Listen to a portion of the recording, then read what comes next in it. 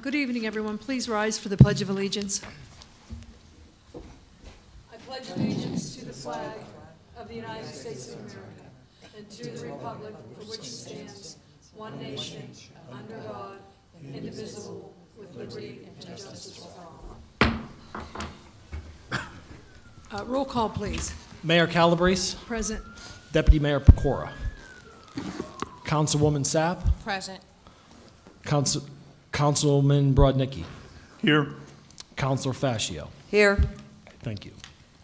Thank you for joining us this evening, and hello to anyone that's joining us this evening at home. Tonight is our second and final budget hearing on the proposed 2024 budget. It's been posted at the library. It's been online, and we have already had one hearing. The purpose of tonight is to give a general overview of our spending plan for both the general fund and the SOAR fund, and then allow for any public input into the plan, along with any input that the mayor and council may have. So with that, I'll go ahead and get started. This year, as any other year, we began our budget process in the summer, looking forward to 2024 and the various challenges that the organization has, many of which are summarized here for you. Obviously, inflationary pressures, including wage pressures. We were able to conclude deals with most of our units. Rising healthcare cost as well. We have increases between 4% and 8%. As you know, increased capital needs, which we see every month when we vote in this room. Also, a new refuse program next year, as we're all aware of, but it too has a higher cost. There is no real estate tax associated with that refuse collection service, and there's no tax increase in next year's budget. So that is a slight pressure as well. Also, some increases that we saw in pension obligations. But the good news is some of this was offset next year with some increases in certain revenues and line items. Specifically, we're getting more revenue from our earned income tax. As people that live in Penn Hills and as workers may have gotten increases over the last few years from their employers, that equates to a higher earned income tax naturally without having to raise the rate. So some of those revenues are up, along with some of the property transfer fees that we get. Those have sort of plateaued, but those are still up as well. And next year is the first year, really, in a while that we're making a budget without the benefit of the stimulus injection. So that was one other challenge that we have. And so before we really look at 2024, it's probably pertinent to at least look at what had happened with the stimulus and where it was programmed. The 2024 budget, and what we do is always forward-looking, but we have to look back a little bit on where we are at. Anybody that followed all of the hearings and meetings that we had knows that we got about $17 million in our stimulus funding. I know that $18 million was said. I think it might have even been printed. The actual number was $17,129,000. That's what we actually got from the Treasury. And as you know, the first $10 million of that we took as a reimbursement to the organization, and that was the standard allotment that was allowed by the federal government. Excuse me. And that reimbursed us for a lot of public safety wages. After that, we programmed a lot of the money into our sanitary sewer system to the tune of about $4 million, along with about $2.5 million that went to our storm sewer program. The impact of being able to take the American Rescue Funds and use them that way was that it allowed for a whole host of ancillary benefits and programs that the Penn Hills Mayor and Council approved. We were able to do contributions to nonprofit organizations with that money, and certain charities in the community that were doing pandemic-related work.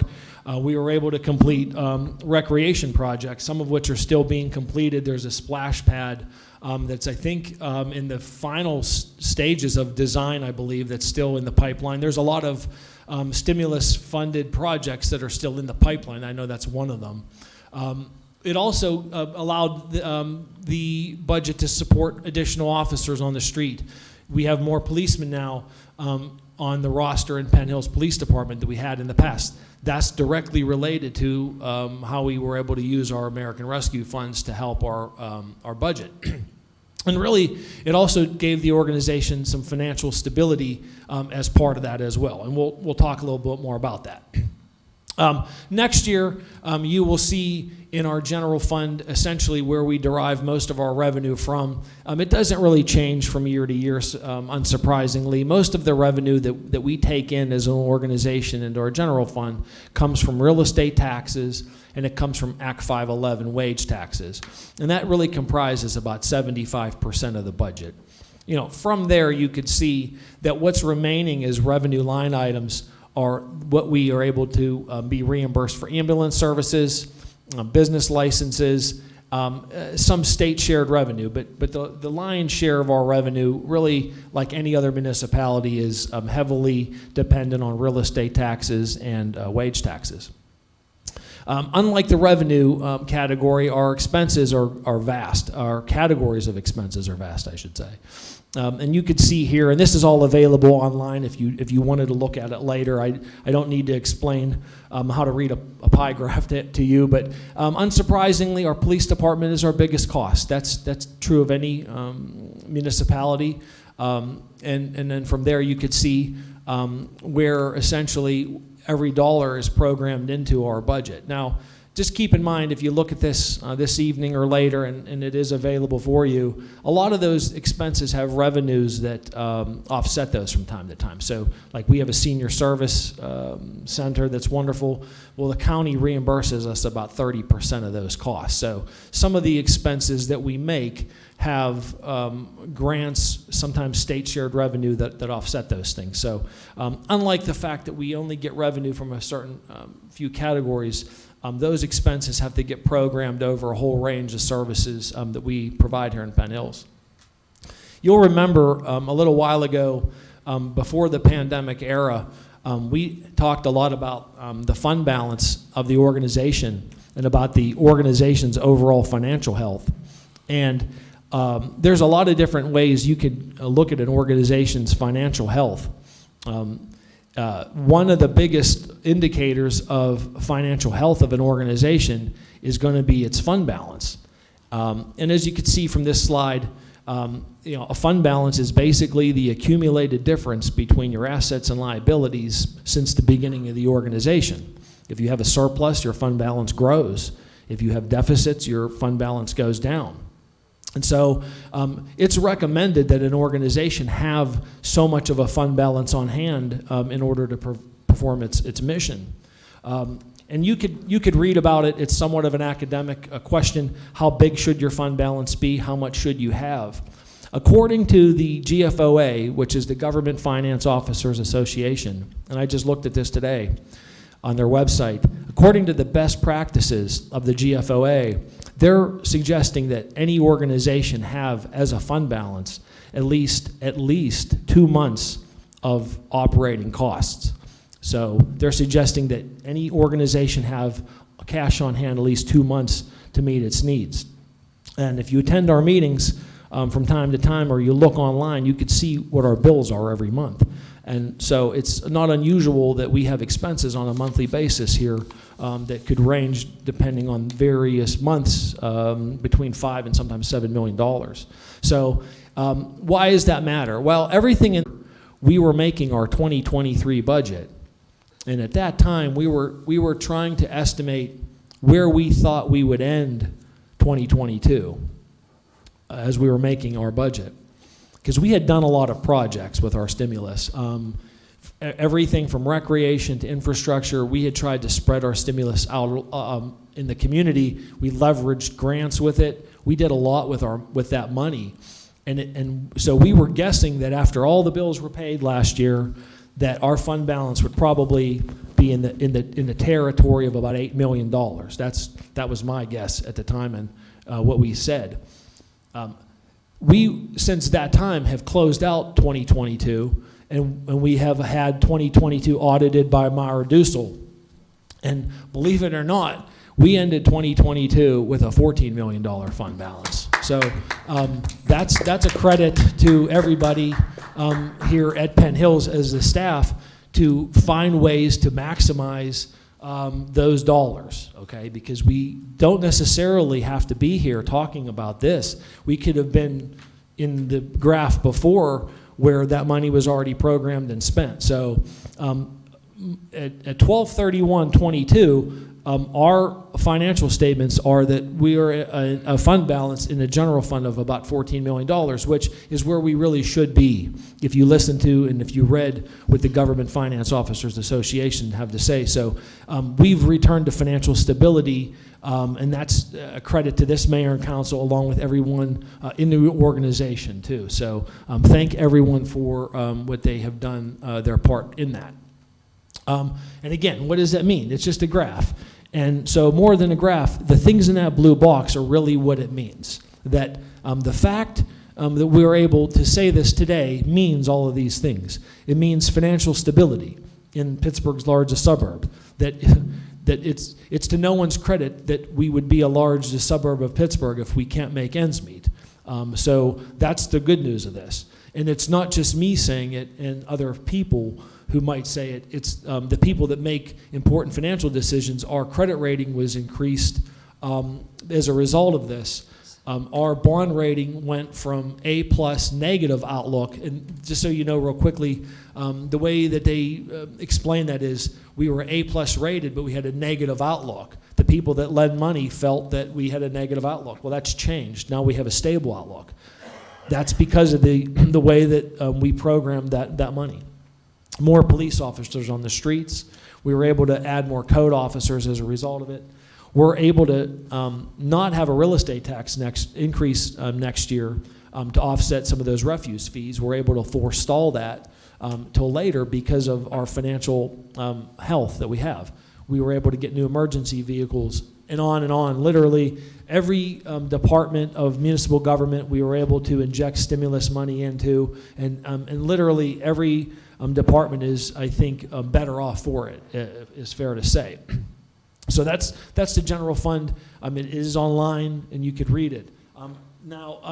Next, I wanted to share information about our SOAR fund. It's something that we don't necessarily spend enough time here at Penn Hills talking about, as far as we do a lot of projects.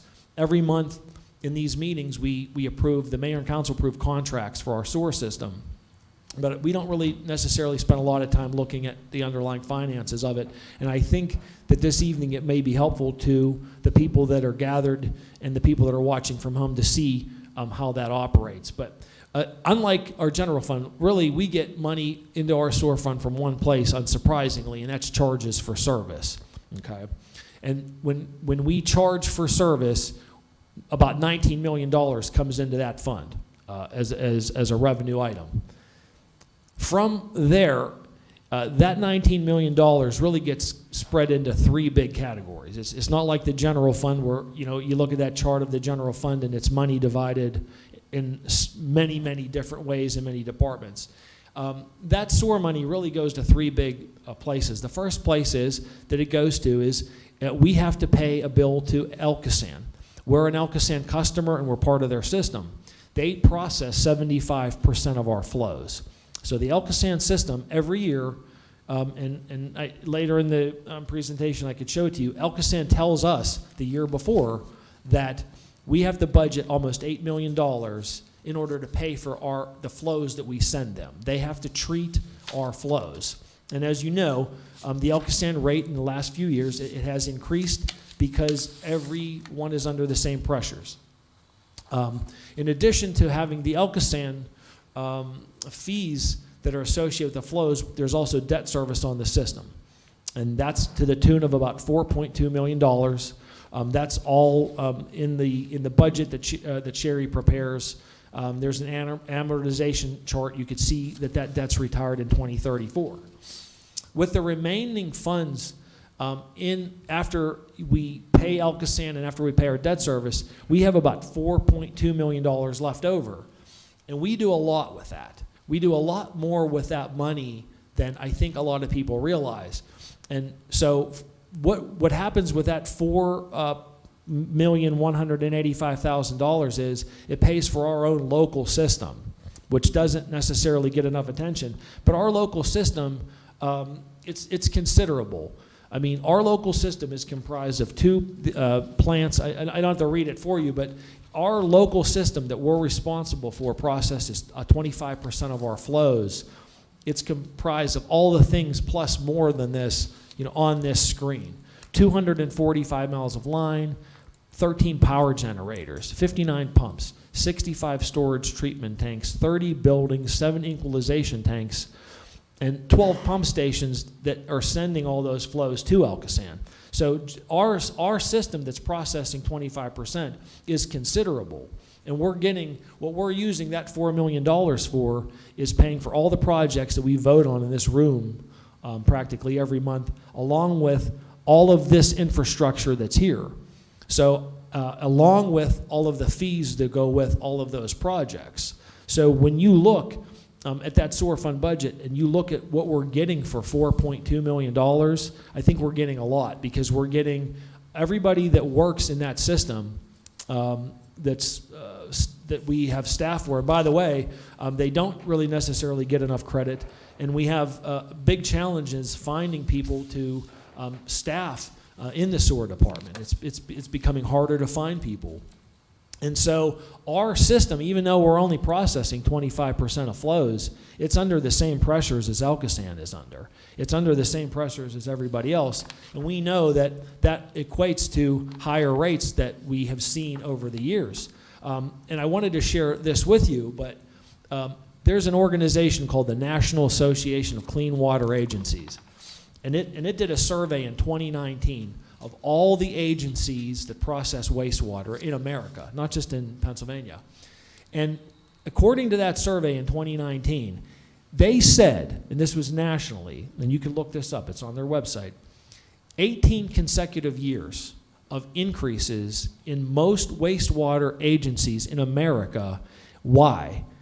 The reasons that they gave were the same ones that we know about. Capital repairs and replacements, debt financing were the top reasons. For the rate increases, other drivers included compliance with environmental rules. So all the things that are driving cost increases in these operations, and the things that are driving rate increases, whether it's from Elkasan or whether it's from the municipality, those are all the same pressures all across the board that all wastewater utilities are facing. And we know, because they've told us, that they're right on track as well. And if you read this study, it says that the survey was conducted before the pandemic. It doesn't include any potential impacts from the pandemic.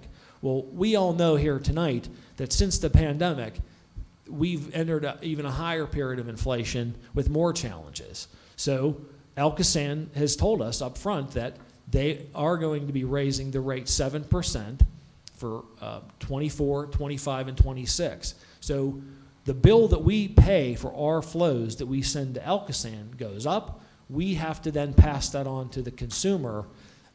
There's really no other option there. And so we know every year what that bill happens to be. Now, what that means for us is that it means that our rate has gone up. Along with most of the people's rate in the United States, probably Allegheny County as a whole. And I think you have to keep in mind that as our rate goes up because of the Elkasan increase, so too does every other Elkasan customer. And I'm not familiar with their budget, but I suspect that they're under the same pressures we are. You could also see from the chart that our local rate has not changed. That the local rate that Penn Hills charges for sewage has not actually changed, and actually we've tried to we lowered the service charge back in. I'm sorry, I shouldn't have hit that button. I actually shouldn't have done that, but I was able to recover it. Sorry about that. But our local rate hasn't actually changed, but we have to react to the pressures that Elkasan is under. We're part of the Elkasan system. And they process 75% of our flows, so we are part and parcel with them, and we're also their customer. And so you may not have been aware of exactly how that system works, but that $19 million really goes into those three big pots of money. And at the end of all of this, you could see from our audited financial statements the health of our sewer fund.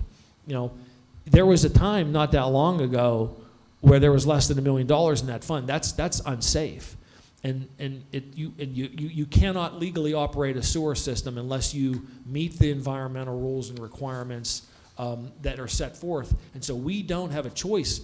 No one has a choice, whether it's Elkison, whether it's us, whether it's the smallest system in the state. Nobody has a choice. You have to meet environmental rules and laws, and those things all do cost money, as we know. Sorry, I have to just jump around for a moment. Are there any questions? If there are, please stop me. I wanted to share with you one more thing. I was gonna allow for the council to ask some questions, and then when we get to the public input, Felix. No problem. And I'm wrapping up because I'm trying to be mindful of everyone's time. But moving on, I just wanted to say that when you go back and look at that slide of how $19 million gets processed, there's a lot that's not on there. And the thing that's not on there is all of the projects that have to happen. Now, this was from 2022, and in 2022, we looked at a lot of the sewer projects that we had to complete, and we were looking at $10 million. Chris Blackwell, who's here this evening, he puts together on an annual basis our capital plan. And when you look at our capital plan, why is not in here? It's supposed to be, and it's not. I apologize. Yeah, it is. I'm sorry. Okay. When you look at our capital plan, and that's not what I wanted to pull up. Here it is. It's coming now. Sorry.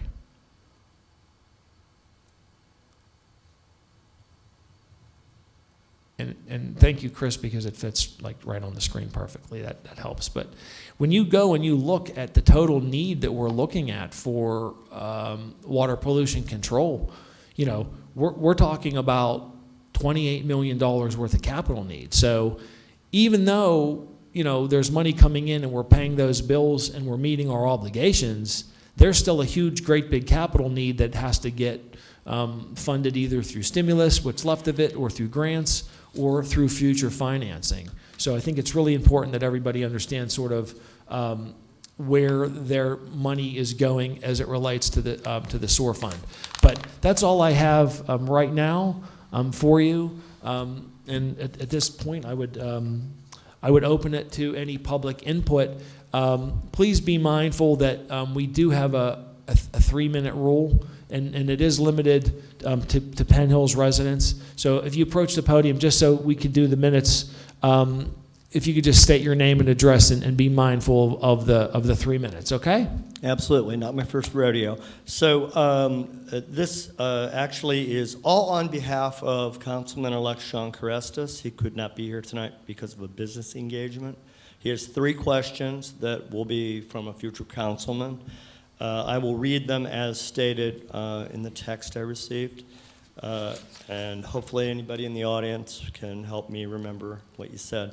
I think many of these questions are an extension of the materials you already presented, Scott. So the first question on behalf of Councilman Carestas is, our general fund budget revenue is $39.8 million, and expenses are budgeted at $42.8 million. That's a difference of $3 million. How are we considering this to be a balanced budget? Okay. Is that the only question? No, 1 minute for each question. I have 3. Okay. That's not unusual. That's been the case. Penn Hills has always used fund balance to balance its budget. And if you go back and you look at our 2019, 2018 budget discussions, you'll see that was the big topic of it, that historically Penn Hills was using fund balance to balance, except the fund balance was only getting smaller. So it's not necessarily unusual or inappropriate to use fund balance revenue to balance. It's just that you can't do that on an ongoing forever basis. So that's the reason why, is that we're still showing fund balance carryover. That's not unusual, even for organizations such as ours that have financial stability, they're still showing that fund balance carryover. All right, now this is a personal comment, so there's a bit of semantics involved, but not unusual, correct? Pardon me? It's a bit of semantics are involved with this, but not unusual, correct? No, it's historically, we've always shown Not fund balance not unusual. carryover. All right, second And question what is... you're looking at right now also is still, Yeah. this isn't final. Yeah, right, I understand. And I would also say that we're using less fund balance carryover than we've used in the past. I believe that is true. Second question from Sean Carestis is, year to year, salaries are showing an increase of 1.4 million or 14% jump. Please explain. Well, here's what I would say to that is no one saw a 14% increase here. The wage increases that we have going into effect in 24, I think on the highest end were about 4%, and part of that wasn't even a percent. Part of it was a stipend. So there might be other things included with that line item other than just wages. I would have to look more closely at specifically what it is, but there's no 14% net for any one item. There shouldn't be, only because no one got those kind of increases here. That's Go a ahead, misreading. Yeah, Yeah. Misreading? Or erroneous reading, I Okay. should say. Yeah. A personal question while I'm still here would be, if I'll make it quick, would be, do the healthcare costs that you elucidated earlier have anything to do with that disparity? Well, I mean, our healthcare, there's two healthcare plans offered by the organization. One is going up 4%, one is going up 8%.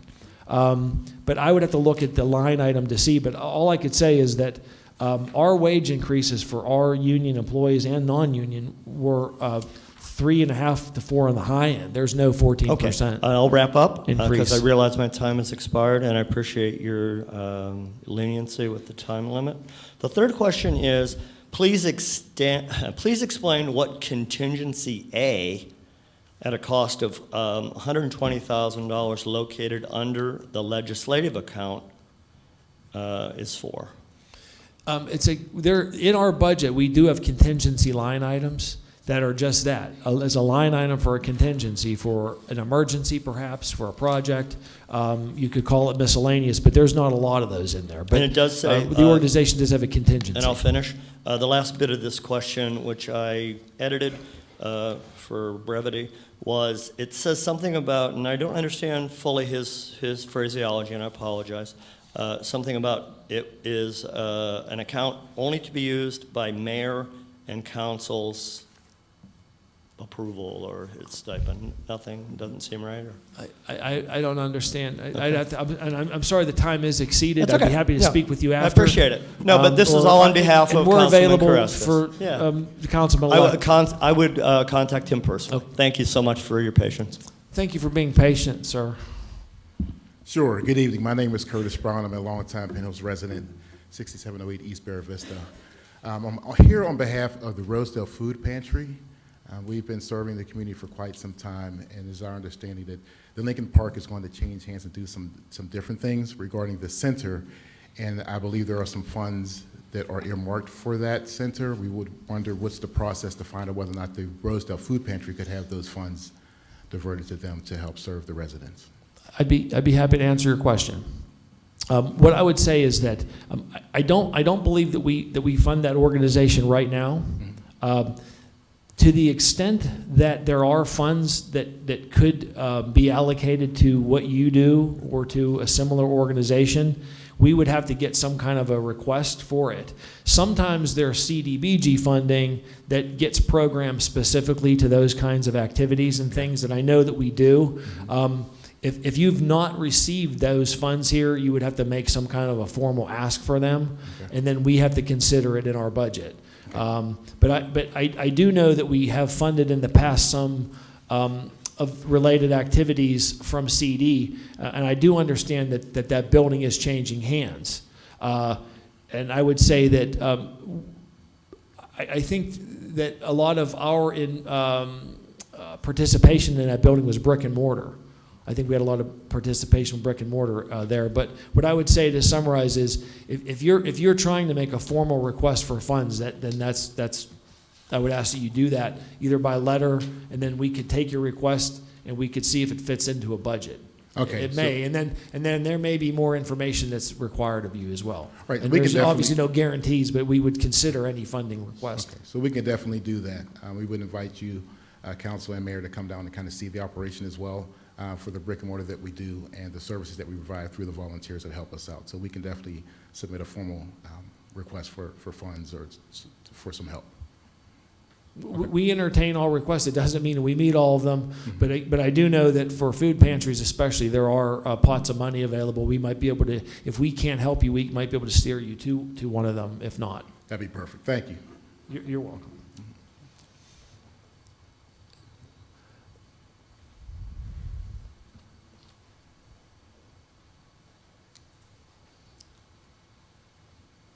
John Capone, 420 Northview Drive, and also the chief of Penn Hills 223. I'd like to thank mayor and council for putting the $65,000 into the budget for fire gear. We've started 4 or 5 years ago trying to pressure. We started at $105,000. We dwindled down to try to find something, hopefully to eventually build higher on this. It's for fire gear, for anybody that doesn't know. NFPA says that you have to have new stuff every 10 years. I'm personally wearing stuff that's probably 20-some years and it's showing rags. So we appreciate that. Also, we had asked for a 10% raise in our allotment for just the cost of living increase. We all know when we go out and we get our car fixed, you know you're gonna pay $500. Well, when we take one of them fire engines to get fixed, we're hoping that we get under $5,000. So we'd really appreciate any support that we can get from you guys, and we thank you for that. Thank you for your service. Is there more public comment? Actually, personally, I'm so sorry. I didn't see you, Greg. Are you sure? All right, let me just do that. I didn't see Greg, sorry. I want to, I like the sewer explanation very much from all of you. I think it's the biggest misconception in Penn Hills is that we are somehow sewagely challenged on what we're doing to remediate problems that have been with us for 30 years or more. Other municipalities in Allegheny County and in the greater Pittsburgh area are now starting to see what we have been up against for years and years and years. This is probably one of the biggest points of complaint that I hear working in the community.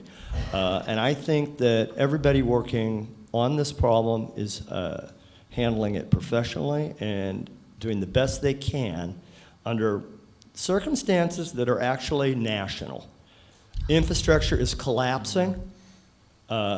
Anybody, especially who lives in the Great Lakes area, if you live in Minnesota, Wisconsin, Illinois, Indiana, Ohio, Pennsylvania, New York, you are all seeing the same problem with collapsing water structure, and it's happening, and it has to be fixed if you want to live in a first world country. So battling this on a media level, trying to get people to understand that we are handling it very responsibly here, I think is important. I want to congratulate everybody who has anything to do with it. Thank you. Thank you so very, very much for that insight.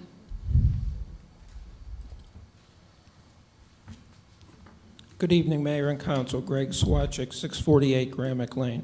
First thing I have to start off with is the manager, I think, did an excellent, excellent presentation. Total comprehensive thing, complete with charts, graphs, everything. Hats off to you. And how you memorized that or just off the cuff ad-libbed is remarkable. It was good stuff all the way through. Thank you for that. I just wanted to tell you why I pre-handed out a couple sheets of paper to you when I was going to save it for when I come up here, but I noticed a little bit of different style on the agenda that said 3-minute comment period per resident. And I was afraid that since it's under public input on 2024 budget, if that applied to the budget, I had my 3 minutes last time. If it applies to this meeting, period, then I could have, I'm not saying change it. I'm just giving an explanation why I passed out something before you arrived to your chairs. The handout goes to what I've been trying to get fixed is the map of Penn Hills. There was a boundary dispute that was resolved back in the mid-90s. Only recently was the boundary line corrected to be fair with Wilkins. We were claiming land that wasn't ours, and it did get corrected in terms of the boundary line location, but just recently, decades later. What still is in there is the zoning map. It's color-coded, you know, like a little child colors a coloring book in between the lines.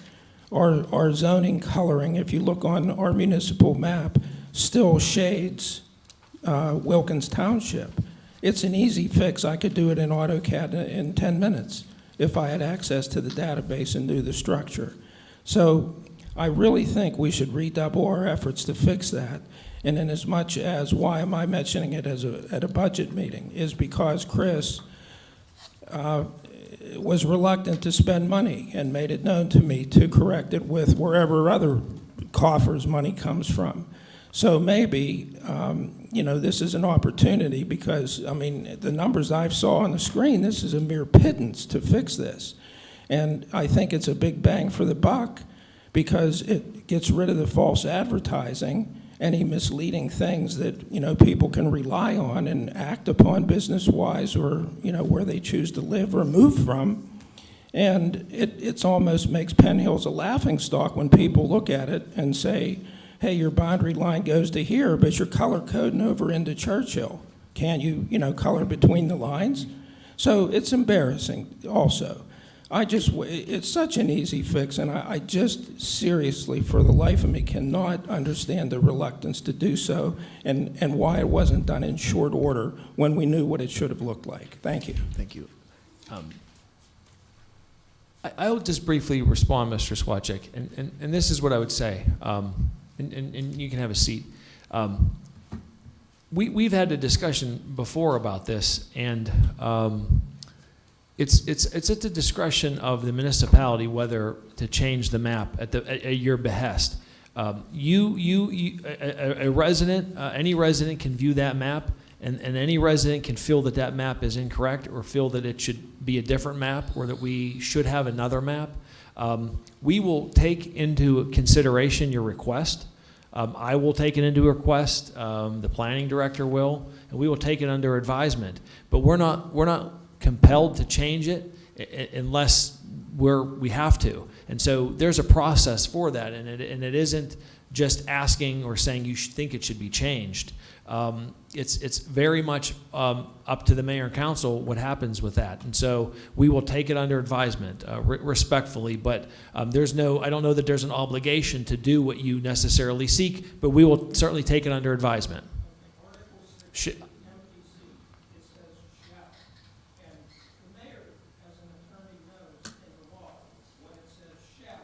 And we do have a map, but there's a disagreement as to whether that map is according to Hoyle or not.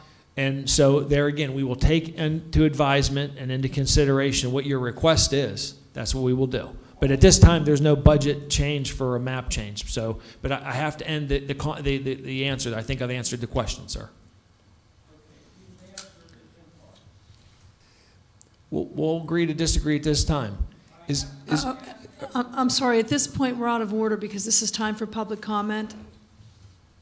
Are there other public comments on the next year's spending plan?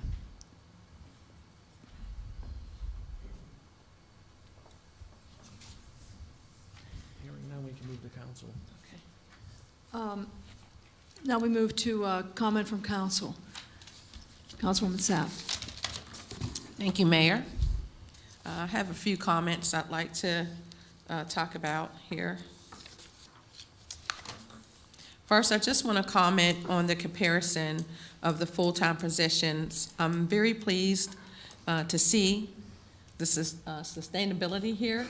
I'm very excited about that, of our full-time positions here in Penn Hills. It speaks to one of the reasons Penn Hills maintains such a great municipal reputation and our departments. I love the internal relationships that you have and your capabilities to work together. That's incredible, and I think that deserves a round of applause there. Not all municipalities are able to say that. So as a whole, I appreciate the way that you keep Penn Hills together and running your departments very responsibly. And I thank you for keeping Penn Hills strong and sustainable. And then I would be remiss if I didn't just name out, because last Monday, I missed some of the departments, even though it was an inclusion in my statement. But I just want to go ahead and say thank you so much to our engineers and our solicitor, to our manager. Your job is not easy. However, Scott, I do appreciate the great job that you do overseeing and maintaining a balanced budget for the years that you've been serving Penn Hills. So thank you.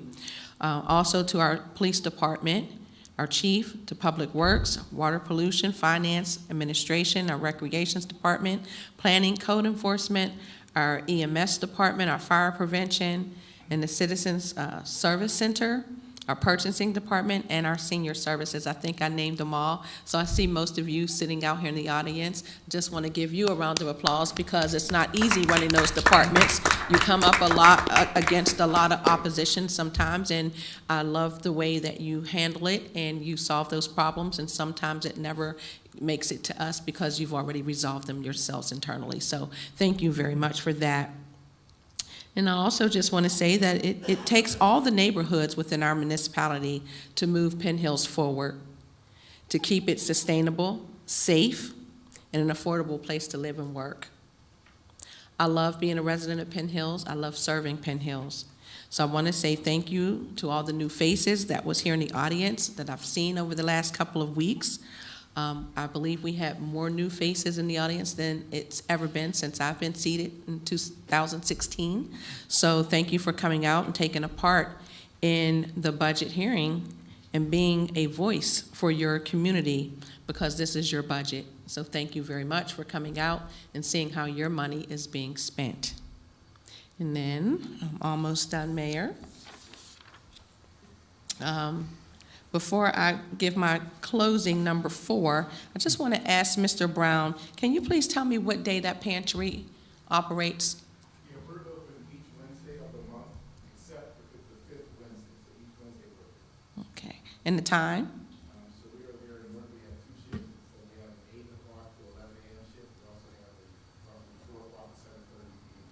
shift. All right, so I'm just going to repeat that since I have the microphone. So you're every Wednesday, excluding the 5th Wednesday of every month, 2 shifts, 8 to 11, and then 4 to 7 p.m. 7:30. Thank you so much. All right.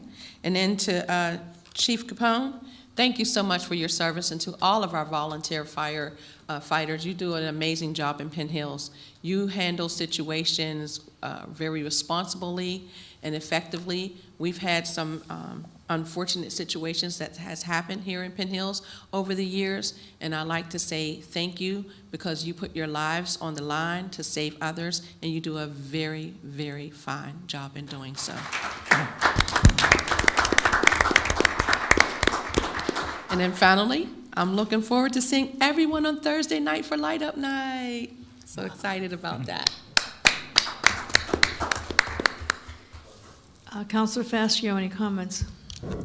I'd like to echo, Councilwoman Saps. I won't go through listing all the departments, but clearly the achievement reflected in this budget lays at the feet of Scott and department heads and staff. There's another group of people in Penn Hills that don't often get reflected in the numbers, or maybe not enough. And those are our volunteers. Premier among them, the fire department. We couldn't live without you. But we have food pantries, we have community groups, we have recreational programs. all of which supplement this in a way that you can't pay for it. You just really cannot pay enough for all of that. So thank you, fire department, food pantries, and all of the rest of you. You know who you are in the audience especially.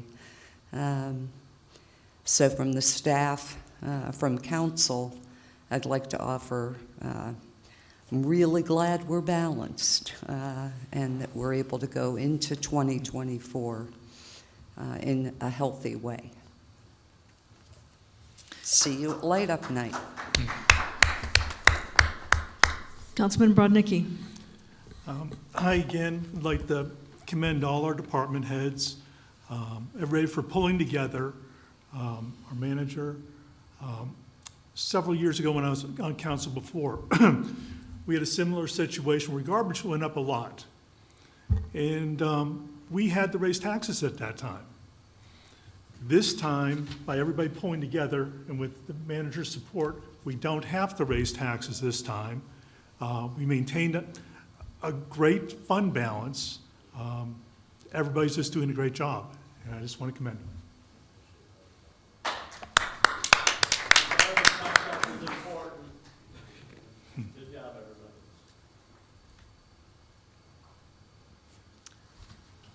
Thank you so much. With that said, I too would like to thank each one of our department heads, our departments, and a special thank you to you, Sherry. Absolutely. It's like giving birth again, wasn't it? Someone in the audience tonight just said to our manager, I don't know how you, did you memorize that or how did you do that? He humbly sat here, and I don't even know if he responded, but he didn't memorize it. That's what happens here every day. This is because this takes a year to do a yearly budget. I'm very proud to sit up here with these folks. When we all stepped in here 4 years ago, we were, and I don't think I exaggerate, we were heading toward bankruptcy. I do commend our manager on the great job that he did in the presentation this evening, but I have to disagree with one thing that he said. He said, you look at these, and these are just graphs and numbers. No, this is a reflection of our daily lives. That's really what this is. When you take a look at this, we look at our numbers. Our largest expense, as well it should be, is public safety.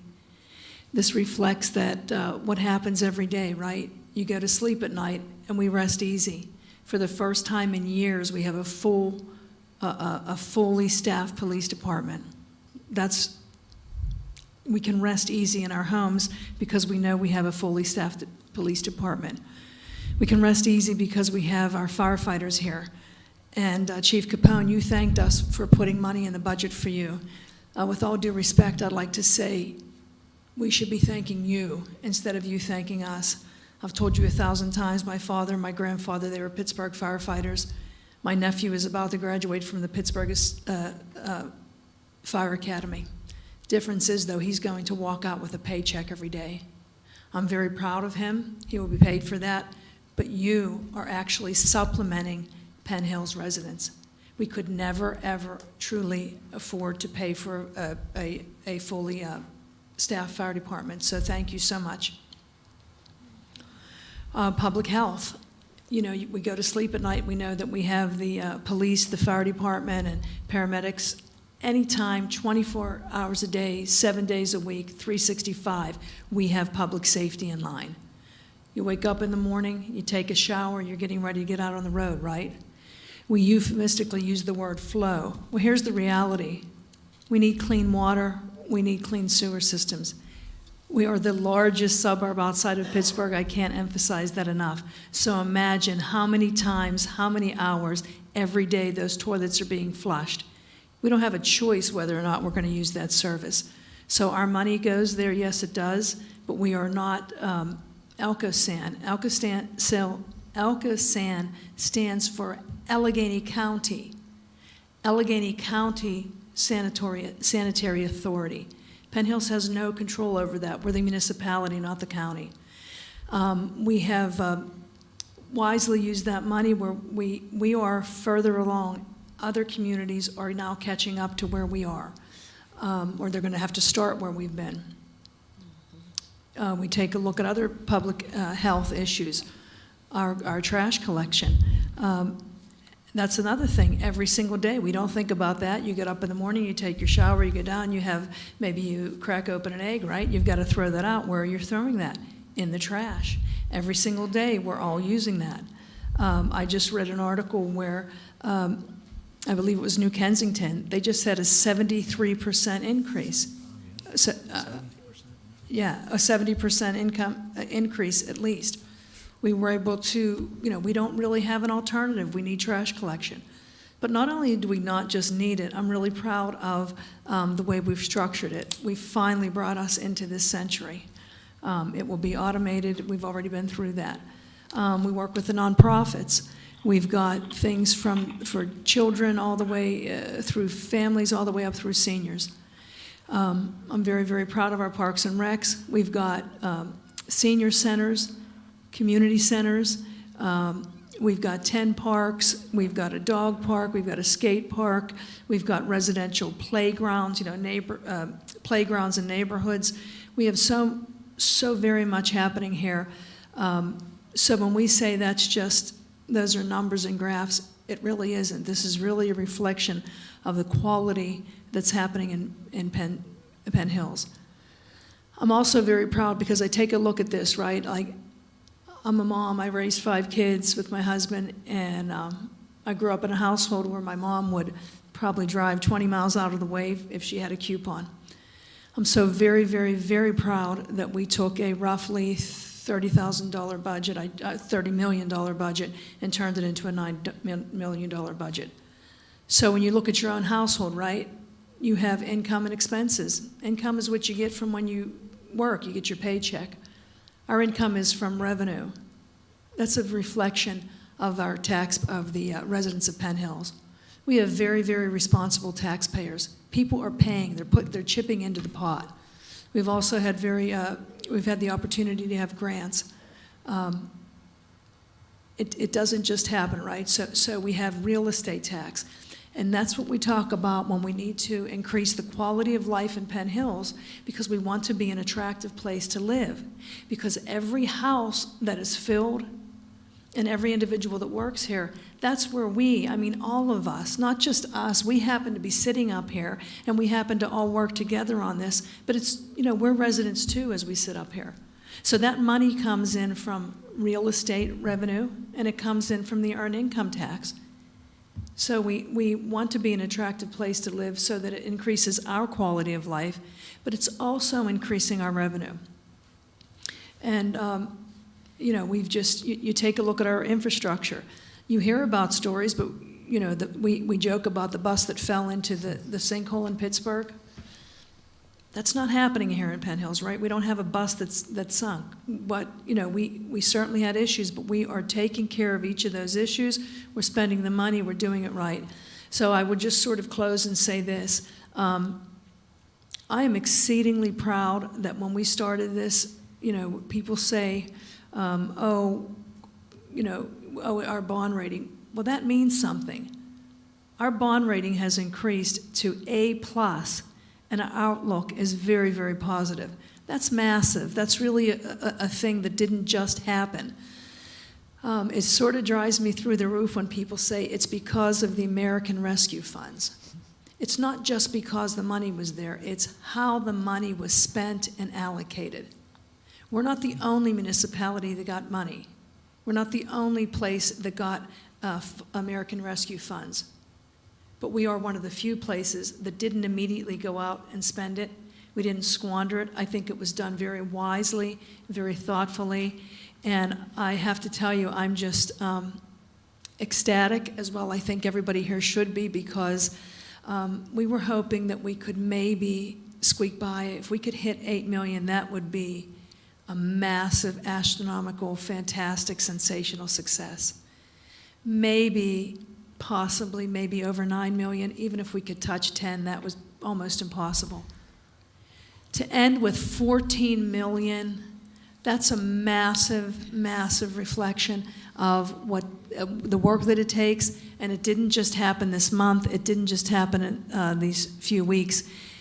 So when we started out and somebody said that was a great presentation, and yes, it was, but it's not like our manager just threw this together last week. This is something that has been happening and going on in the past 4 years or so, because when we got that money, we started to work through that. The bottom line is, it's time that we recognize that we've turned this ship around. Penn Hills has really, it's hard to change attitudes, but we've really turned this ship around. I'm so proud of Penn Hills. I'm so proud of our staff. I am proud of our municipal workers. When we talked about the any wage increase, the municipality is one of the largest employers in Penn Hills, and our daily workers are entitled to that increase. Bottom line is, we have a balanced budget, no tax increase, and truly the quality of our life is superior here in Penn Hills. We have turned this ship around. Thank you so very, very much. Please join us on Thursday here. 6:30 will be light up night, so we will light the tree at 6:30, but you're free to come through anytime between 6:30 and 7:30. Have a very good evening. The meeting's adjourned.